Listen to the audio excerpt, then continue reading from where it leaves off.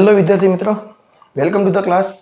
અને આજથી આપણે નવા ચેપ્ટરની શરૂઆત કરવા જઈ રહ્યા છીએ. અને એ ચેપ્ટર છે એક ઇલેક્ટ્રોમેગ્નેટિઝમ, આખી બ્રાન્ચ છે, એનો ભાગ છે એક નાનો એવો. ખરેખર ઇલેક્ટ્રોમેગ્નેટિઝમ છે એ 3 ભાગમાં વહેંચાયેલું છે. જો વધારે વ્યવસ્થિત ડિસ્કશન કરીએ તો એની જે પહેલી બ્રાન્ચ છે એ છે ઇલેક્ટ્રોસ્ટેટિક. પહેલા તો નામ જ એવું છે, ઇલેક્ટ્રો અને મેગ્નેટિઝમ. ઇલેક્ટ્રોનો મતલબ આપણે શું કરીએ છીએ, વિદ્યુત જેવું કંઈક થાય છે. અને મેગ્નેટિઝમનો મતલબ કરીએ છીએ ચુંબક સાથે કંઈક સરખાયેલું છે, which is related to magnet. હવે ઇલેક્ટ્રોસ્ટેટિક એક બ્રાન્ચ છે મેગ્નેટિઝમ. અને ત્રીજું જે છે જેનો આપણે અભ્યાસ કરવાના છીએ એ છે ઇલેક્ટ્રો મેગ્નેટિક વેવ્સ. શું છે એ પછી ડિસ્કશન કરીએ. ચાલો, પહેલા તો ઇલેક્ટ્રોસ્ટેટિક. તો સ્ટેટિકનો મતલબ આપણે શું કરીએ, સ્થિર, something which is at rest. કે કોઈ પણ એક વસ્તુ કે જે રેસ્ટ ઉપર હોય, સ્થિર હોય. અને એ વસ્તુ કઈ છે તો કે વિદ્યુત ભાર છે. કઈ છે? વિદ્યુત ભાર. હવે વિદ્યુત ભાર શું છે એની આખી કહાની આજના લેક્ચરમાં આપણે શીખવાના છીએ. એકચ્યુઅલી આજનો ટોપિક જ આખો વિદ્યુત ભાર પર રિલેટેડ છે. મેગ્નેટિઝમ તો કે ભાઈ ચુંબક સાથે સંકળાયેલું છે, બટ આપણે વિદ્યુત ભારના સ્વરૂપમાં સમજીએ તો અહીંયા વિદ્યુત ભાર છે એ સ્થિર છે, મતલબ એનો વેગ છે એ કેવો છે? 0 છે. અહીંયા વિદ્યુત ભાર છે, આ બ્રાન્ચ કેવી રીતે શીખવાના છીએ તો કે વિદ્યુત ભાર છે એ અચળ ઝડપથી અથવા તો અચળ વેગથી ગતિ કરશે. ક્યારે આ બ્રાન્ચનો આપણે અભ્યાસ કરી શકીએ છીએ? હવે તમે યાદ કરો કે વિદ્યુત ભાર 10મા ધોરણમાં પછી શીખી ગયા હતા કે તેના પ્રકારો અને આ તે બધી વસ્તુ. બટ એમાંથી અમુક વસ્તુની વાત કરી દો અત્યારે. તો કે ભાઈ ઇલેક્ટ્રોન છે એ જ્યારે આપણા વાહક તારમાંથી પસાર થતા હશે ત્યારે વિદ્યુત પ્રવાહનું નિર્માણ કરે છે. અને ફેરેડેના નિયમો 10મા ધોરણમાં જોઈ ગયા હતા કે પ્રવાહની દિશામાં અંગૂઠો રાખવાનો, આંગળી ઘુમાવવાની, ચુંબકીય ક્ષેત્રની. બસ સેમ એ જ વસ્તુ શીખવાના છીએ. 12મા ધોરણનું પહેલું અને બીજું ચેપ્ટર છે એ આના પર ડિપેન્ડ છે. 12મા ધોરણનું ત્રીજું, ચોથું અને 5મું ચેપ્ટર છે એ આના પર ડિપેન્ડ છે. એકચ્યુઅલી 6થું અને 7મું પણ તમે આમાં કન્સિડર કરી શકો, કારણ કે અમે ચુંબકની જ વાત કરવાના છીએ. અને ઇલેક્ટ્રોમેગ્નેટિક વેવ એટલે બીજું કઈ નથી, વિદ્યુત ચુંબકીય તરંગો છે. અને એ છે 12મા ધોરણનું આપણું 8મું ચેપ્ટર. અને એ ક્યારે જનરેટ થાય તો કે તમારો વિદ્યુત ભાર છે પ્રવેગિત ગતિ કરતો હોય, મતલબ સ્થિર છે તો ઇલેક્ટ્રોસ્ટેટિક. કોન્સ્ટન્ટ વેલોસિટીથી મૂવ થાય છે તો મેગ્નેટિઝમ. અને જો એ દરેક સેકન્ડે પોતાનો વેગ બદલે છે એટલે કે પ્રવેગિત ગતિ કરે છે ત્યારે વિદ્યુત ચુંબકીય તરંગોનું નિર્માણ થાય છે.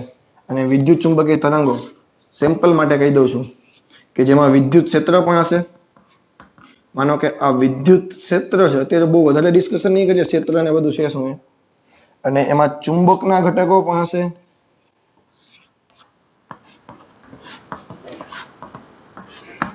આવી કંઈક ડિસ્કશન કરવાના છીએ. અને તરંગ છે એ આ દિશામાં ગતિ કરે છે એવું માની લઈએ. બસ આવા શેપમાં કંઈક વિદ્યુત ચુંબકીય તરંગો આપણે શીખવાના છે. અત્યારે ડિસ્કશન નથી કરવાના. 8મું ચેપ્ટર છે કે આપણે આવવાનું છે. તો અત્યારે જે ચેપ્ટર ચાલુ કરીએ છીએ એ ઇલેક્ટ્રોસ્ટેટિક બ્રાન્ચનો એક પોર્શન છે. ચાલો વિદ્યુત ભારની શરૂઆત કરીએ અને વિદ્યુત ભારની જે આખી કહાની છે એ સાંભળીએ પહેલા.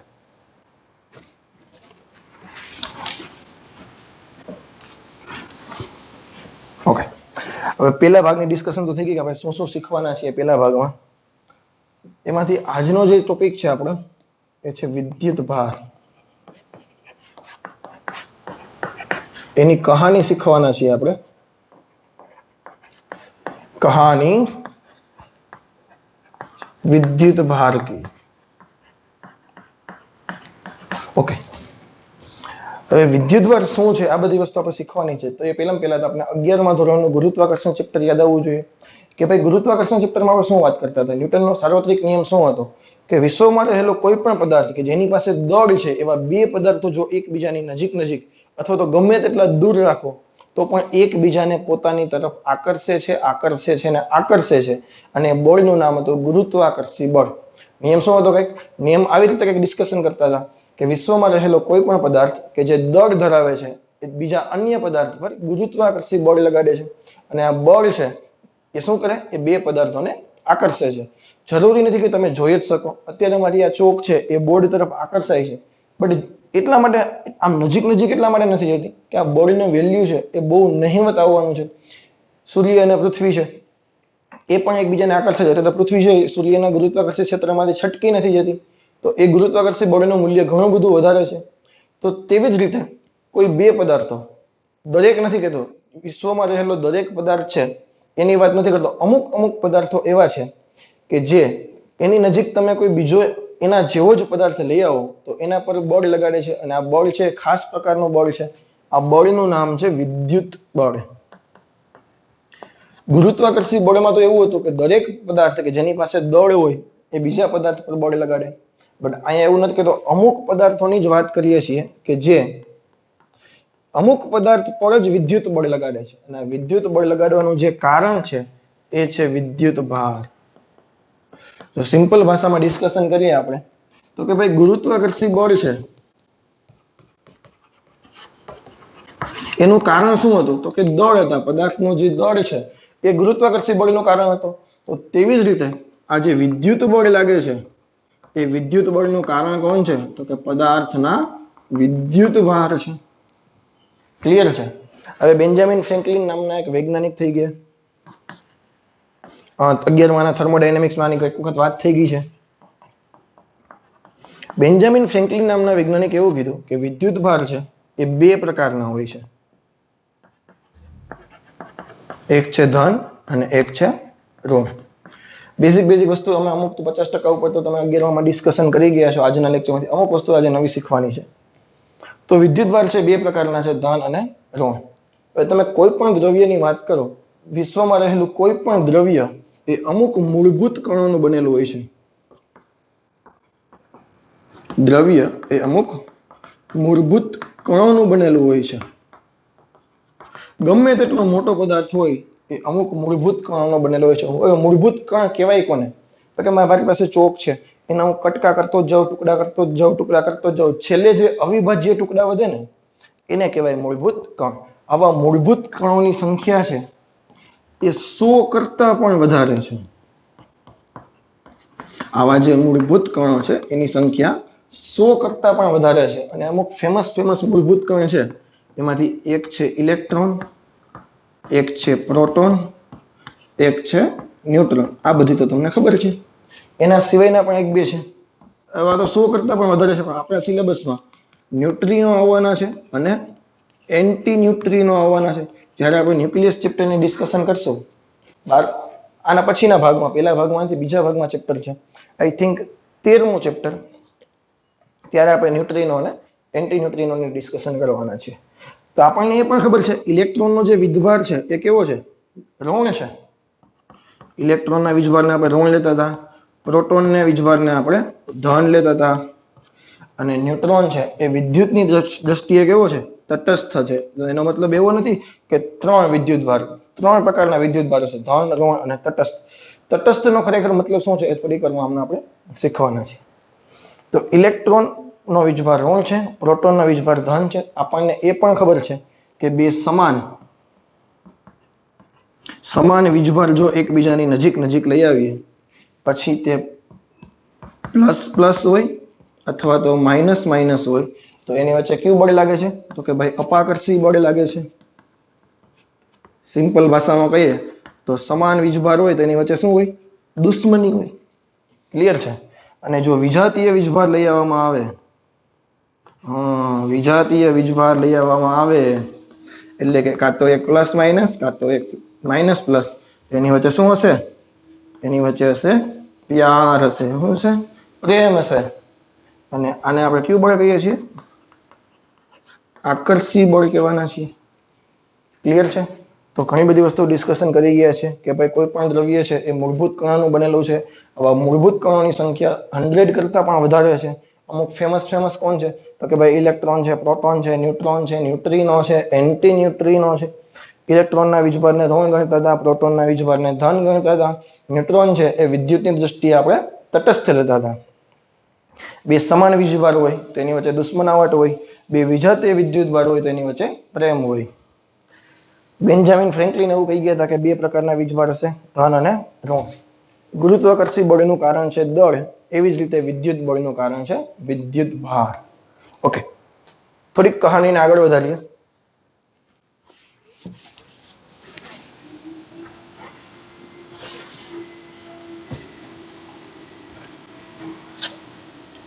હવે આ જે વિદ્યુત ભાર છે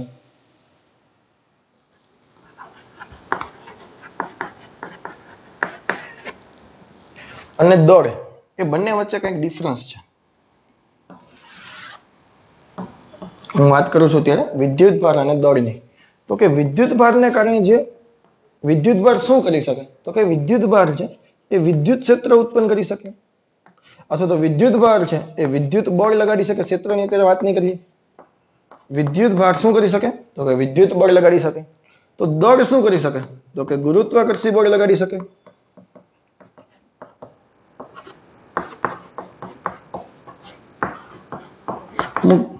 એટલે કે જો તમારે વિદ્યુત બળ લગાડવું હોય તો એ કેને કારણે લાગવાનું છે? એ વિદ્યુત ભારને કારણે લાગવાનું છે. ગુરુત્વાકર્ષી બળ લગાડવું હોય તો એ કેને કારણે લાગવાનું છે? દળને કારણે લાગવાનું છે. હવે આ જે વિદ્યુત બળ છે એ આકર્ષી અથવા અપાકર્ષી બંને પ્રકારના હોઈ શકે. શા માટે? તો કે ભાઈ વિદ્યુત ભાર છે એ કેવો હોય છે? કેવો હોય છે? તો કે ધન પણ હોય અને ઋણ પણ હોય. તો એના આધારે બે સમાન હશે તો અપાકર્ષી હશે, બે અલગ અલગ હશે વિજાતીય હશે તો આકર્ષી હશે. બટ આ ગુરુત્વાકર્ષી બળ છે એ હંમેશા કેવું હશે? આકર્ષી જ હશે, ક્યારેય પણ અપાકર્ષી નહીં હોય. અને દળ છે એ હંમેશા ધન હશે. તમે કોઈ દિવસ એવું નહીં સાંભળ્યું હોય કે કોઈ પણ પદાર્થનું દળ છે -5 કિલોગ્રામ છે. ઋણમાં કોઈ દિવસ દળનું અસ્તિત્વ છે નહીં. હવે વિદ્યુત ભાર છે આનો એકમ શું થાય? તો કે ભાઈ વિદ્યુત ભારનો જે એકમ છે, ખરેખર આપણે બે એકમની વાત કરી લઈએ.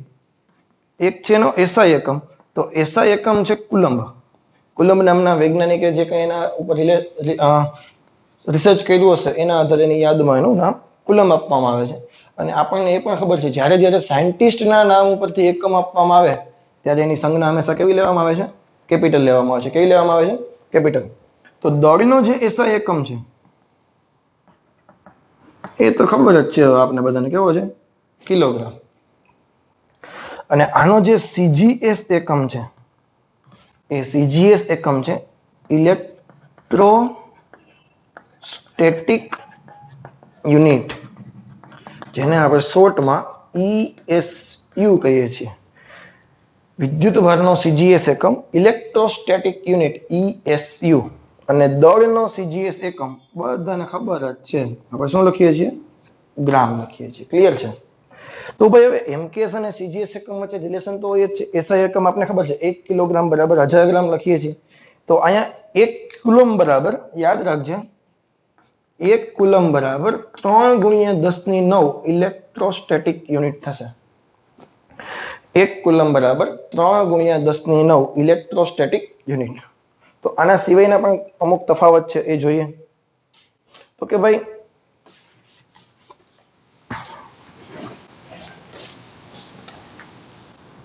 આપણી પાસે સ્પેસની મર્યાદા છે તો ફટાફટ લખતા જશો અથવા તો સ્ટોપ કરીને પછી એકસાથે લખી લેશો. તો કે ભાઈ વિદ્યુત ભાર છે એને ઝડપથી સ્વતંત્ર છે, અથવા તો વેગ લખીએ તો વેગથી કેવો છે? સ્વતંત્ર છે. મતલબ કે કોઈ, હું એમ કહું કે મારી પાસે 5 કુલમ વિદ્યુત ભાર છે, હું 10 મીટર પર સેકન્ડની ઝડપથી દોડું કે 100 મીટર પર સેકન્ડની ઝડપથી દોડું, મારા વિદ્યુત ભારમાં કંઈ ફરક પડવાનો છે નહીં. બટ દળ છે ઝડપ પર આધારિત છે. કેવી રીતે? એનો મતલબ એવો થાય કે હું 10 ની સ્પીડથી દોડું 10 મીટર પર સેકન્ડની, તો મારું દળ માનો કે 50 કિલોગ્રામ છે. હું 100 ની સ્પીડથી દોડું તો મારું દળ બદલાઈ જવું જોઈએ. હા, 100% વાત છે, દળ બદલાશે. બટ એટલું બધું આપણા કિસ્સામાં નહીં બદલાય. અમુક એક્ઝામ્પલથી વિચારીએ કે બદલાય છે કે નથી બદલાતું.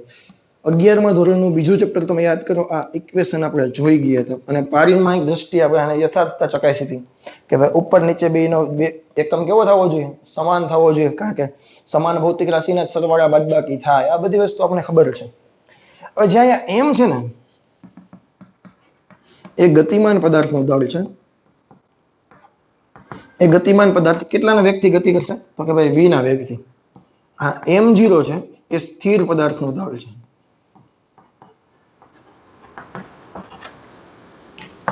v છે એ પદાર્થનો વેગ છે અને c છે એ પ્રકાશની ઝડપ છે અને આપણે બધાને ખબર છે 3 × 10⁸ મીટર પર સેકન્ડ શૂન્ય અવકાશમાં પ્રકાશનો વેગ. આપણે એક એક્ઝામ્પલ સમજીએ એનું. માનો કે મારી પાસે એક ટ્રક છે, ગાડી ચલાવે છે. આ ટ્રકનું દળ માનો કે 1000 કિલોગ્રામ છે. કેટલું છે? 1000 કિલોગ્રામ છે.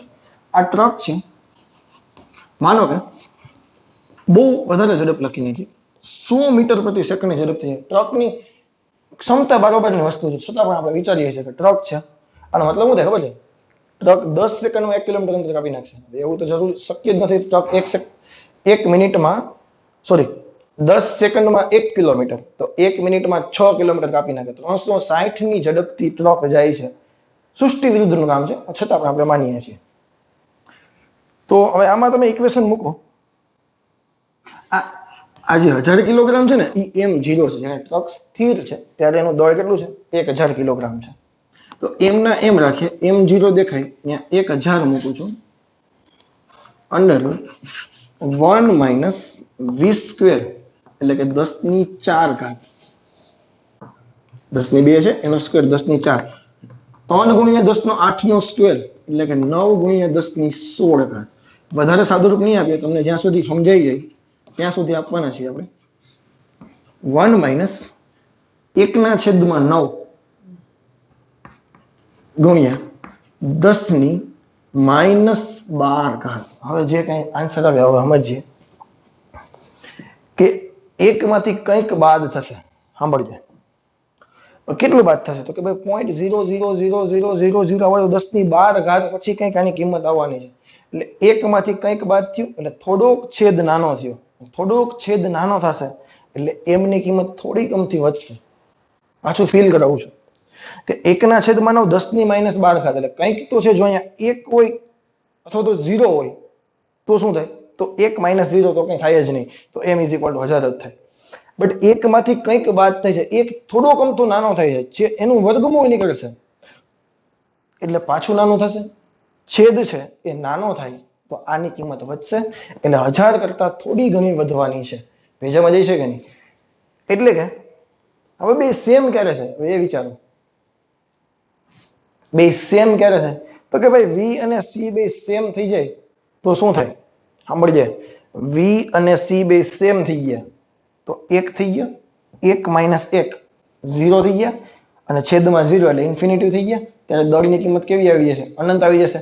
બટ કોઈ પણ પદાર્થ પ્રકાશના વેગથી તો ગતિ કરી શકવાનો છે નહીં, એટલે આની વેલ્યુ કરી અનંત આવવાની છે. અથવા તો જો તમને આઈડિયા આવી ગયો કે પ્રકાશની ઝડપથી ગતિ કરે અને સ્થિર પદાર્થ માનો કે 1000 કિલોગ્રામનો છે અને ટ્રક માનો કે પ્રકાશની ઝડપથી ગતિ કરશે તો એનું દળ અનંત થઈ જશે. મતલબ જેમ જેમ સ્પીડ વધશે તેમ દળ વધવાનું છે. ક્લિયર છે? તો દળ છે એ ઝડપ પર આધારિત રાશિ છે. વિદ્યુત ભાર છે એને ઝડપ સાથે કંઈ લેવા દેવા છે નહીં. અને એ પણ તમને કહી દઉં, યાદ રાખજે મારી આ વાત, દળ વગર વિદ્યુત ભારનું અસ્તિત્વ નથી. દળ વગર વિદ્યુત ભારનું અસ્તિત્વ નથી. જો કોઈ પણ પદાર્થ પાસે દળ ના હોય તો એનો પદાર્થ કેવો જ કેમ? એ પદાર્થ જ ના હોય તો એ વિદ્યુત ભારિત થાય છે કે નહીં એ ખબર કેમ પડે આપણે? ક્લિયર છે? તો દળ વગર વિદ્યુત ભારનું અસ્તિત્વ છે નહીં. બટ વિદ્યુત ભાર ના હોય તો પણ પદાર્થ પાસે દળ તો હોવાનું જ છે. બોલા કે ના?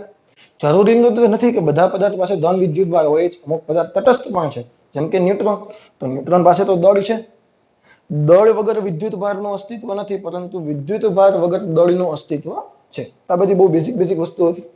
અને એ પણ ખબર છે વિદ્યુત ભાર છે એ અદિશ રાશિ છે, એટલે કે એને માત્ર મૂલ્ય છે, એને દિશા છે નહીં. દળ પણ અદિશ રાશિ છે, એને પણ માત્ર મૂલ્ય છે, એને પણ દિશા છે નહીં. ઓકે, તો બંને છે એ અદિશ રાશિ છે. ઘણા બધા પોઈન્ટની કમ્પેરિઝન કરી લીધી છે. થોડાક આગળ વધીએ પાછા. કહાની હજી આપણી ચાલુ જ છે.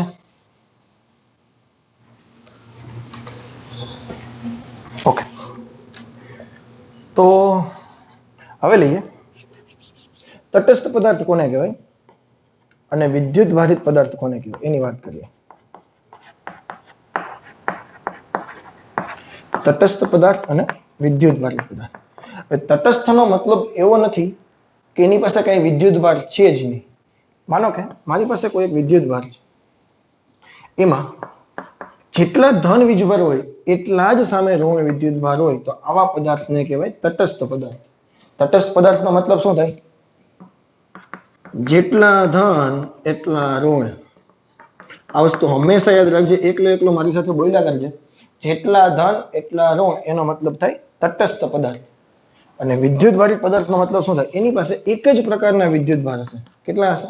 એક જ. તમને હશે સર આમાં 3 ઋણ મૂકું તો આ 3 ઋણ મૂકીશ તું તો પ્લસ માઇનસ એકબીજાની અસર નાબૂદ કરી દેશે.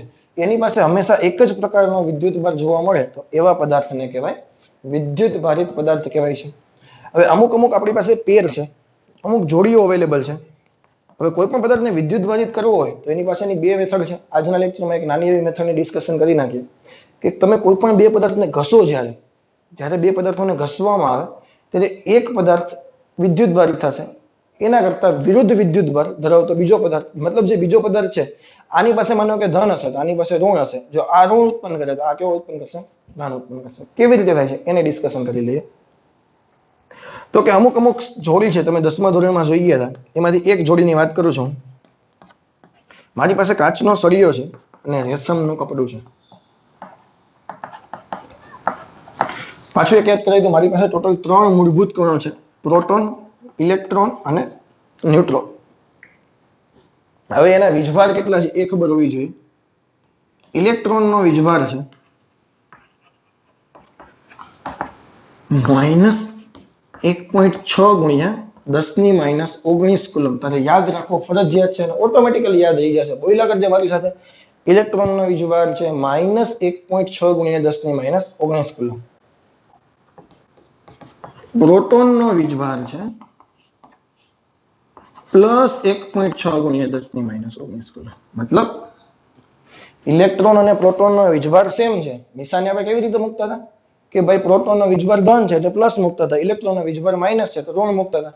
જરૂરી નથી કે પ્રોટોનનો વિદ્યુતભાર પ્લસ લેવામાં. તમે આખા ફિઝિક્સનો જ્યારે સ્ટડી કરો, ઇલેક્ટ્રોનના વીજભાર અને પ્રોટોનની વિદ્યુતભારની સંજ્ઞા આખા ફિઝિક્સમાં ચેન્જ કરી નાખવાની, તો પણ કંઈ ચેન્જ આવવાનો છે નહીં. આપણે આપણી જાતે એકને પ્લસ કીધો છે, એકને માઇનસ કીધો છે, કારણ કે બંનેના ગુણધર્મ અલગ અલગ છે. કદાચ આને પ્લસ કયો આને માઇનસ કયો, ફિઝિક્સમાં કોઈ ચેન્જ આવવાનો છે નહીં. બધી વસ્તુ બદલાઈ જવાની છે. આખા ફિઝિક્સમાં તમારે બધી વસ્તુ આની સંજ્ઞા બદલાવો એટલે બદલાઈ જાય, પણ છેલ્લે અલ્ટિમેટ રિઝલ્ટમાં કોઈ ચેન્જ આવવાનો છે નહીં. ઓકે, હવે વાત કરીએ એના દળની. તો કે માસ ઓફ ઇલેક્ટ્રોન કેટલું થશે? તો કે ભાઈ 9.1 ગુણ્યા 10⁻31 કુલ, સોરી કેજી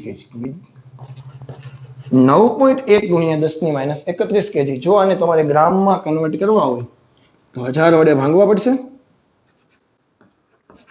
9.1 સોરી 1000 વડે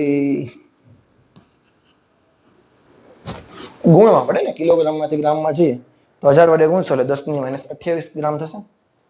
પ્રોટોનનું જે દળ છે, માસ ઓફ પ્રોટોન, લગભગ માસ ઓફ ન્યુટ્રોન જેટલું છે. પ્રોટોન અને ન્યુટ્રોનના દળ લગભગ સેમ છે, ફરક છે, બટ અત્યારે આપણે બે સેમ લઈને ચાલીએ છીએ.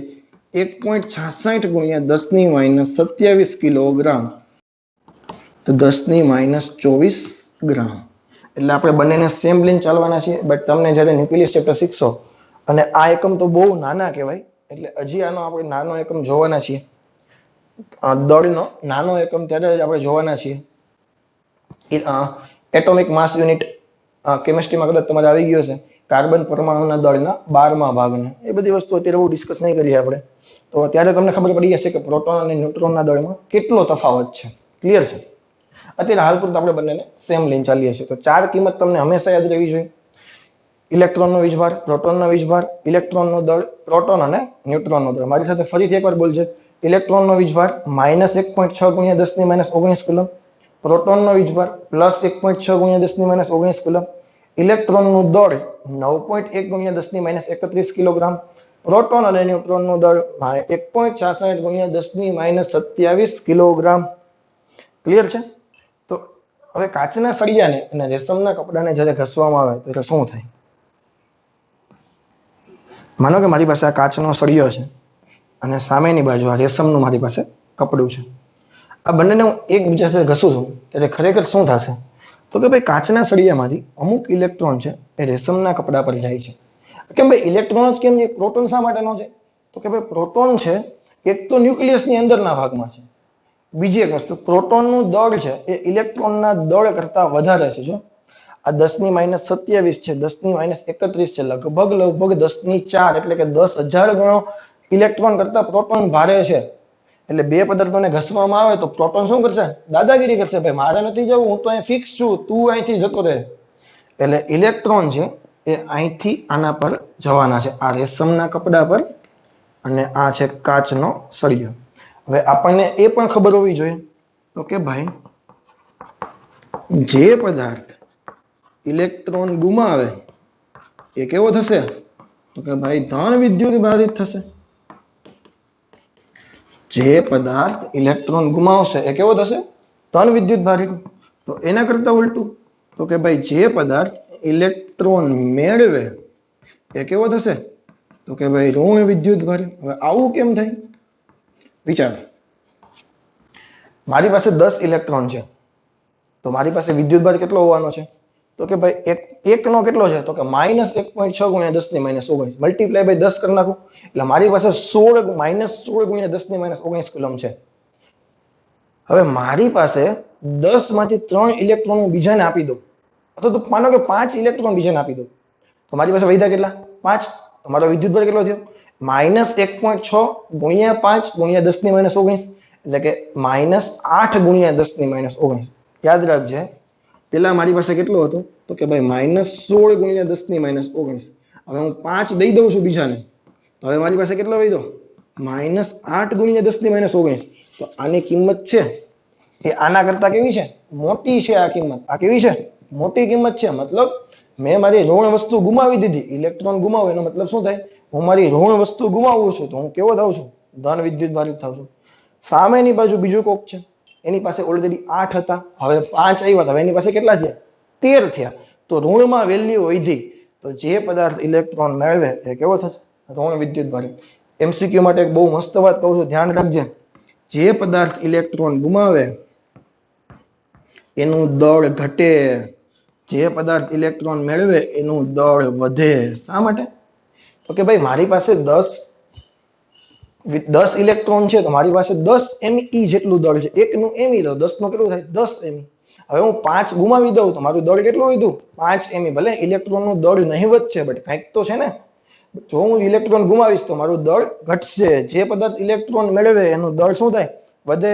MCQ માટે યાદ રાખજે, ખાલી જગ્યામાં આડાઅવળું થઈ ના જાય. ક્લિયર છે?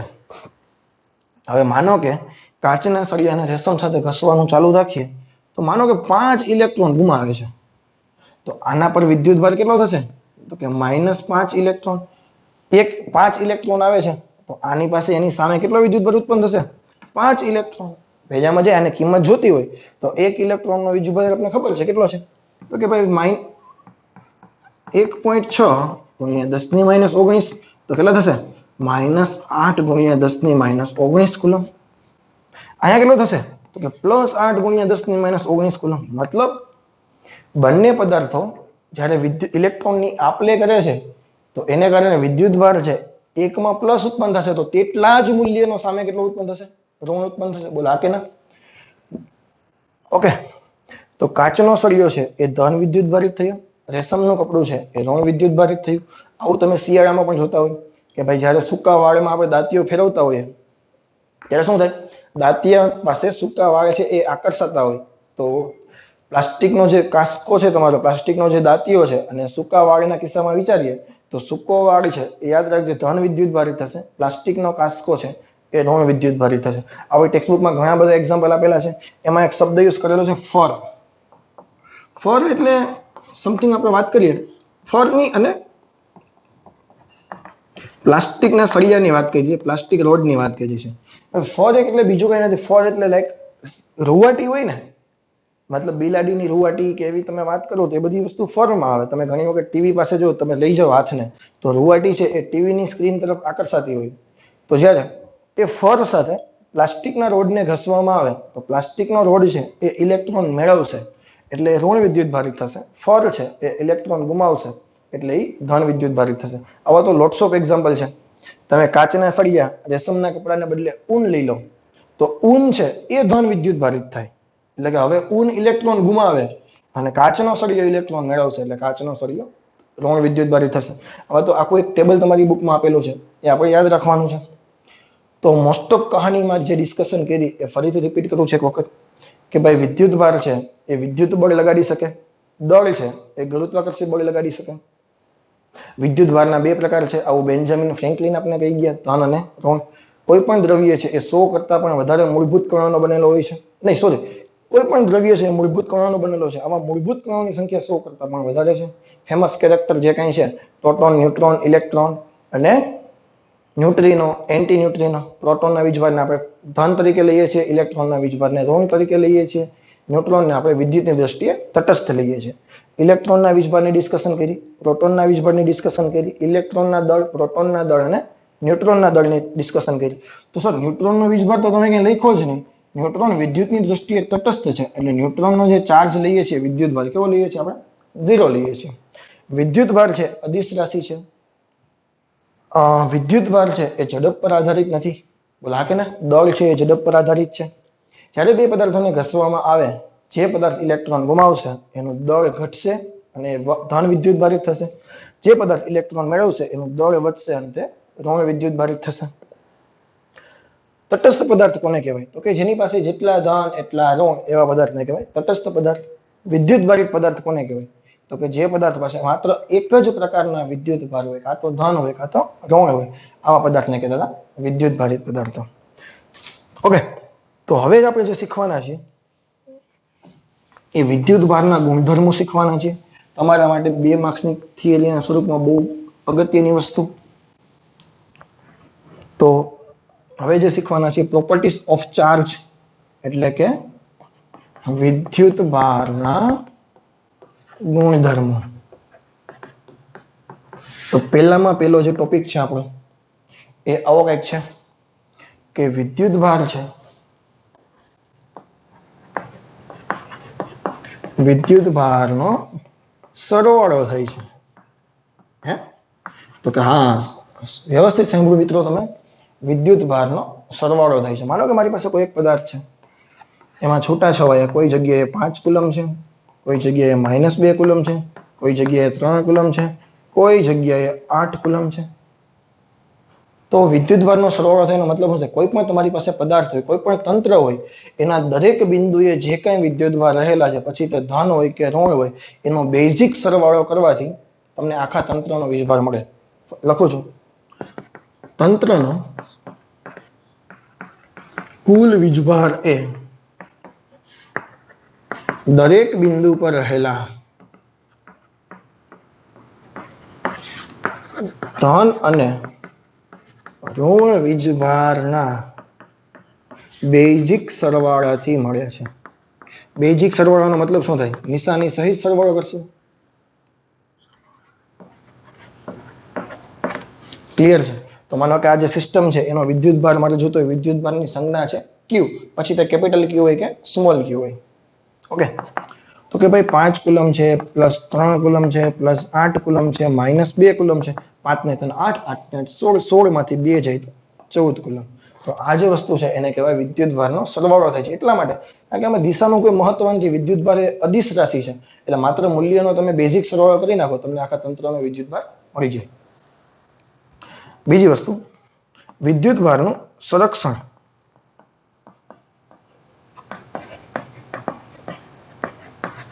વિદ્યુત ભારનું સંરક્ષણ થાય છે. ઓકે, ઉર્જા સંરક્ષણ શીખી ગયા આપણે. વેગમાન સંરક્ષણ 11મા ધોરણમાં શીખી ગયા.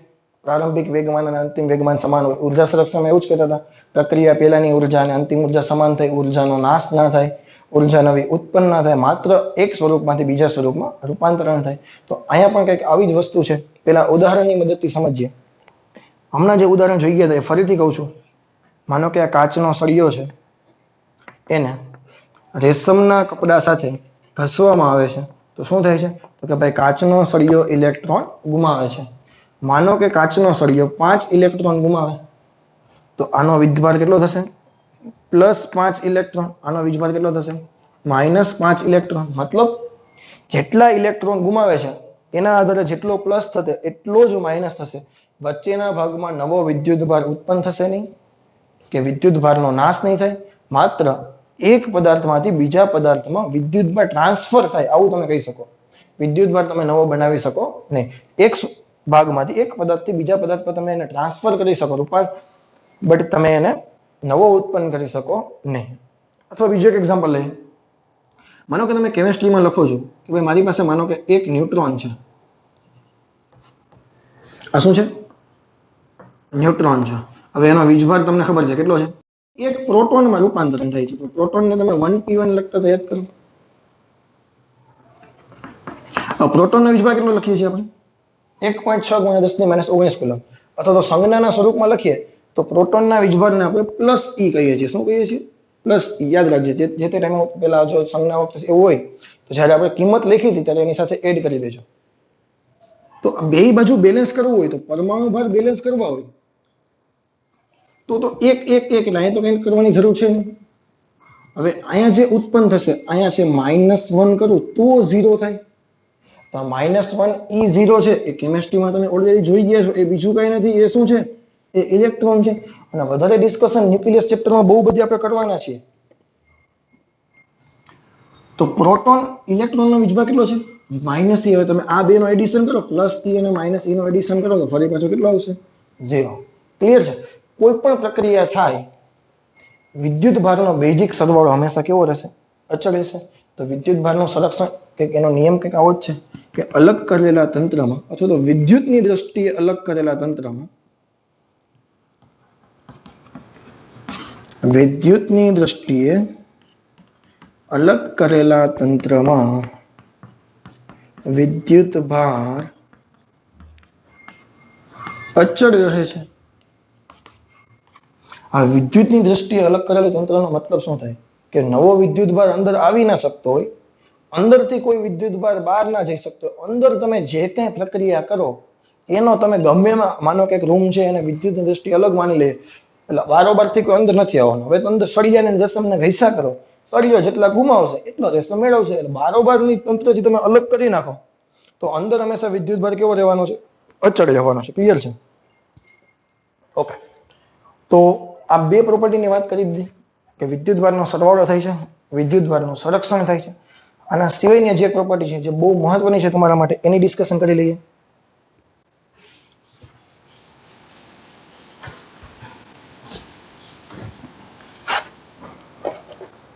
ત્રીજી પ્રોપર્ટી વિદ્યુત ભારનું ક્વોન્ટમીકરણ. ઓકે. જે એક્ઝામ્પલની આપણે હમણાં વાત કરતા હતા કે ભાઈ કાચનો સળિયો છે અને રેશમનો ટુકડો છે, એમાં હંમેશા જે વિદ્યુત ભાર જતો હતો એ કાચમાંથી રેશમ પર જતો હતો. બટ હું દરેક વખતે સંખ્યા 5 લખી હતી મેં. પણ તમે કોઈ દિવસ એવું નહીં જુઓ કે 4.5 ઇલેક્ટ્રોન છે એ એક પદાર્થમાંથી બીજા પદાર્થમાં ગયા. આવું તમને ક્યારેય જોવા નહીં મળે. જે ઇલેક્ટ્રોન ટ્રાન્સફર થાય છે એ હંમેશા સંખ્યા કેવી હશે? પૂર્ણાંક સંખ્યા હશે. કેવી સંખ્યા હશે? પૂર્ણાંક સંખ્યા હશે. તમે ક્યારેય એવું પણ નહીં જુઓ કે ભાઈ કોઈ પણ પદાર્થનો વિદ્યુત ભાર છે, હું ક્યારેય એવું તમને નહીં કહું કે તમને બીજું કોઈ પણ એવું નહીં કહે કે કાચનો સળિયો છે એનો વિદ્યુત ભાર અમે 3.5 ઇલેક્ટ્રોન આપતો જોયો અને રેશમનું કપડું છે ને એનો ઇલેક્ટ્રોન એનો વીજભાર મેં -3.5 ઇલેક્ટ્રોન જોયો. આ બાપુ સૃષ્ટિ વિરુદ્ધનું કૃત્ય છે. આવું તમે કોઈ દિવસ જોશો નહીં. આ સંખ્યા હંમેશા કેવી હોય? પૂર્ણાંક સંખ્યામાં હોય. તો નિયમ કંઈક આવો જ છે કે કુદરતમાં મળી આવતો દરેક વિદ્યુત ભાર એ કોઈ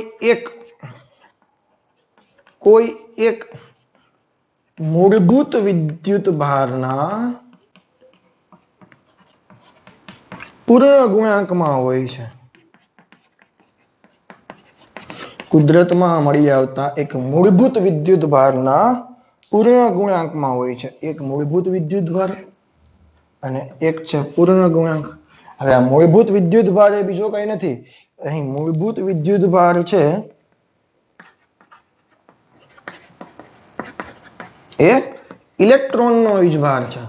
કેનો વીજભાર છે? ઇલેક્ટ્રોનનો વીજભાર છે અને ઇલેક્ટ્રોનનો વીજભાર છે એ તમને ખબર છે. માનો કે કોઈ પણ તંત્ર છે આવું છે, આનો મારે વિદ્યુતભાર લખવો છે તો હું કેટલો લખી નાખું છું?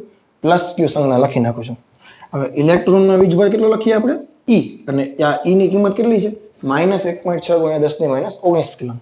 એના પૂર્ણ ગુણાંકમાં હોય, કાં તો 1 હોય, કાં તો 2 હોય, કાં તો 3 હોય.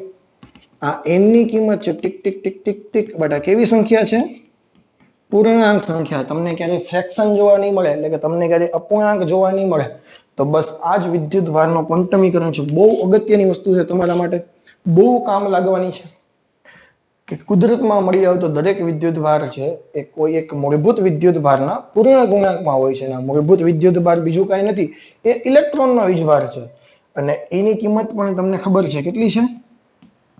હું કિંમત લખું છું, નિશાની સહિત નથી મૂકતો. 1.6 × 10⁻19 કુલમ.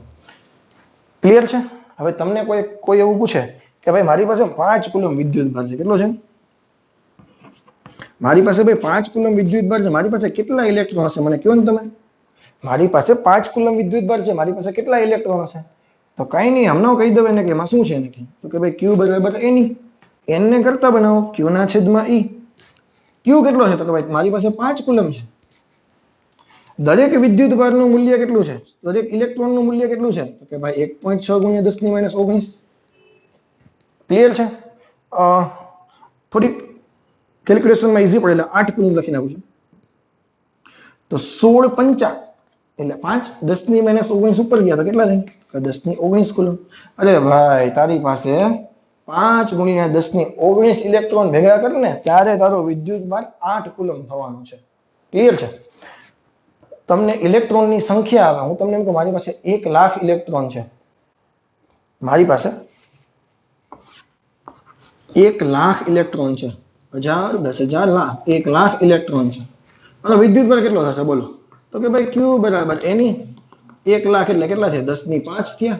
એકકનો કેટલો છે? તો કે ભાઈ 1.6 × 10⁻19 એટલે કે 1.6, 19 માંથી 5 જાય તો -14 કુલમ. મારી પાસે 1 લાખ ઇલેક્ટ્રોન છે, તો મારી પાસે 1.6 × 10⁻14 કુલમ વિદ્યુતભાર છે. એટલે તમને વિદ્યુતભારની સંખ્યા પરથી ઇલેક્ટ્રોનની સંખ્યા પરથી વિદ્યુતભાર તમે ગોતી શકો. વિદ્યુતભાર પરથી તમે ઇલેક્ટ્રોનની સંખ્યા મૂકી શકો. 2 માર્ક્સ માટે બહુ મહત્વની વસ્તુ છે.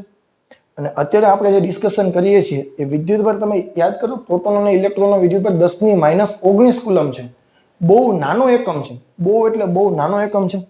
તો જ્યારે તમે માઇક્રોસ્કોપિક લેવલ પર તમે જ્યારે ડિસ્કશન કરશો, બહુ વધારે ડિસ્કશન નહીં કરો આ ટોપિક ઉપર અત્યારે,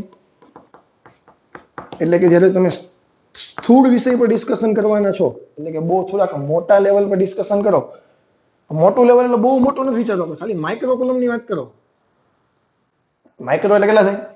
તો કે ભાઈ 10⁻6 કુલમ જેટલા. એના લેવલની તમે વાત કરો ખાલી. તો અત્યારે મારી પાસે 10⁻19 છે. 10⁻19 કરતા 10⁻6 છે એ 10⁻13 ગણા મોટા છે. શું કામે? તો કે ભાઈ 10⁻6 અને 10⁻19 કમ્પેરિઝન કરો તો 10⁻13 ગણા મોટા થાય. તો આના કરતા તો આનું લેવલ ઘણું બધું વધારે છે. તો આ કદાચ માઇક્રોસ્કોપિક લેવલ પર તમે ડિસ્કશન કરો તો વિદ્યુતભારનો ક્વોન્ટમીકરણ છે, કદાચ તમે કન્સિડર ના કરો તો પણ ચાલશે. બટ આપણા જે સિલેબસની ડિસ્કશન કરું તો એમાં વિદ્યુતભારનો ક્વોન્ટમીકરણ હંમેશા થવાનું છે. મતલબ તમે જેટલા બી વિદ્યુતભાર જોશો એ હંમેશા ઇલેક્ટ્રોનના પૂર્ણ ગુણાંકમાં જોશો. તમે ક્યારેય ઇલેક્ટ્રોનના પૂર્ણ ગુણાંક સિવાયનો વિદ્યુતભાર જોશો નહીં. બટ મેં તમને કીધું એમ, તમે જ્યારે મોટા લેવલ પર વર્ક કરો તો કદાચ વિદ્યુતભારનો ક્વોન્ટમીકરણનો કોન્સેપ્ટ છે એ કદાચ તમે કન્સિડર ના કરો તો પણ ચાલે. હું 1 કુલમની વાત કરતો હોય તો 1 કુલમ છે એ 10⁻19 કરતા તો 10⁻19 ગણા મોટા છે. અને 1 કુલમ છે એ ખરેખર પૂર્ણ ગુણાંકમાં છે નહીં. તમે વિચારો, તમે Q બરાબર એની તમે કરો તો n Q કેટલા છે? તો કે 1. આ કેટલા છે? 1.6 × 10⁻19. તો હવે તમને અહીંયા પૂર્ણ સંખ્યા નહીં મળે, અહીંયા તમને પૂર્ણાંક સંખ્યા નહીં મળે. ક્લિયર છે? કારણ કે 1 કુલમ છે એ તો ઇલેક્ટ્રોનના વીજભાર કરતા 10⁻19 ગણા મોટા છે. અને વ્યવહારમાં તમને મોટે ભાગે 1 કુલમ ને 2 કુલમ પણ જોવા નહીં મળે. તમને બહુ માઇક્રો કુલમ કે નેનો કુલમ આવા જ તમને વિદ્યુતભાર જોવા મળશે. 1 કુલમ છે એ બહુ મોટો છે. હું આને તમને સાબિત કરી દઈશ કે 1 કુલમ છે ઘણો બધો મોટો વિદ્યુતભાર થાય છે. એટલે જરૂરી નથી કે તમને પૂર્ણગુણાંક સંખ્યામાં જોવા મળે, બટ ખરેખર આવું હોય છે કે વિદ્યુતભારનું ક્વોન્ટમીકરણનો મતલબ શું થાય છે? તો કે કુદરતમાં રહેલો દરેક વિદ્યુતભાર છે એ કોઈ એક મૂળભૂત વિદ્યુતભારના પૂર્ણગુણાંકમાં હોય છે, અને આ પૂર્ણગુણાંક સાથે જે મૂળભૂત વિદ્યુતભાર છે એ બીજું કઈ નથી કે ઇલેક્ટ્રોનનો વિદ્યુતભાર છે. બટ જ્યારે મોટા વિદ્યુતભારની વાત કરશું ત્યારે ક્વોન્ટમીકરણને તમે અવગણી શકો છો. ક્લિયર છે? તો આજના લેક્ચરમાં ઘણી બધી વસ્તુની ડિસ્કશન થઈ ગઈ છે. આખી વિદ્યુતભારની કહાની શીખી ગયા, વિદ્યુતભારના ગુણધર્મો શીખી ગયા છીએ, કોને પ્લસ કહેવાય કોને માઇનસ કહેવાય, હંમેશા કેનામાંથી જે પ્લસ ઇલેક્ટ્રોન ગુમાવે એ પ્લસ થાય, જે ઇલેક્ટ્રોન મેળવે એ ઋણ થાય, ઇલેક્ટ્રોન ગુમાવે એનું દળ ઘટે, ઇલેક્ટ્રોન મેળવે એનું દળ વધે. માનો કે એક બીજો ક્વેશ્ચન, માનો કે એક 5 કુલમ વિદ્યુતભારને લઈ આવ્યો, આ બાજુ -5 કુલમ વિદ્યુતભાર ધરાવતા પદાર્થને લઈ આવ્યો. હવે શું થશે? બંને પદાર્થો એકબીજા સાથે આંતરક્રિયા કરીને કેવા થઈ જશે? તટસ્થ થઈ જશે. શા માટે? 5 કુલમ વિદ્યુતભાર છે એ -5 કુલમ વિદ્યુતભારને શું કરી દેશે? એની જે અસર હતી એને શું કરી દેશે? નાબૂદ કરી દેશે. તો એનો મતલબ એવો થાય કે બે વિજાતીય વિદ્યુતભારને તમે નજીક લઈ આવો અને જો બંનેની કિંમત સમાન હોય તો એકબીજાની અસર નાબૂદ કરી દે, અને બંને જે વિદ્યુતભારિત પદાર્થ હતા, એક +5 કુલમ વાળો ધન વિદ્યુતભારિત, એક -5 કુલમ વાળો ઋણ વિદ્યુતભારિત, બંને એકબીજાની અસર નાબૂદ કરી દે અને કેવા થઈ જશે? તટસ્થ થઈ જશે. બેન્જામિન ફ્રેન્કલિનનું નામ ભૂલાય નહીં કે જેને ધન અને ઋણ વિદ્યુતભાર બે છે એવું કીધું હતું. પ્રોટોનના વિદ્યુતભારને પ્લસ કીધું હતું, ઇલેક્ટ્રોનના વીજભારને માઇનસ કીધું હતું. ફરી એક વખત હું તમને યાદ કરાવું છું. પ્રોટોનનો વિદ્યુતભાર +E 1.6 × 10⁻19 કુલમ, ઇલેક્ટ્રોનનો વિદ્યુતભાર -E -1.6 × 10⁻19 કુલમ, ઇલેક્ટ્રોનનું દળ 9.1 × 10⁻31 કિલોગ્રામ. પ્રોટોનનું દળ અને ન્યુટ્રોનનું દળ લગભગ સમાન છે, 1.66 × 10⁻27 કિલોગ્રામ. વિદ્યુતભારનો SI એકમ છે કુલમ અને વિદ્યુતભારનો CGS એકમ છે ઇલેક્ટ્રોસ્ટેટિક યુનિટ ESU. 1 કુલમ બરાબર 3 × 10⁹ ESU. તો કાલના લેક્ચરમાં જેટલા બી ડેટા હું બોલ્યો છું એ બધી વસ્તુ તમને ખબર હોવી જોઈએ. તો ચલો વિદ્યાર્થી મિત્રો, કાલે આ ચેપ્ટરને ફરીથી આગળ વધારશું. આજના માટે થેન્ક યુ. ઘરે રહો, સુરક્ષિત રહો.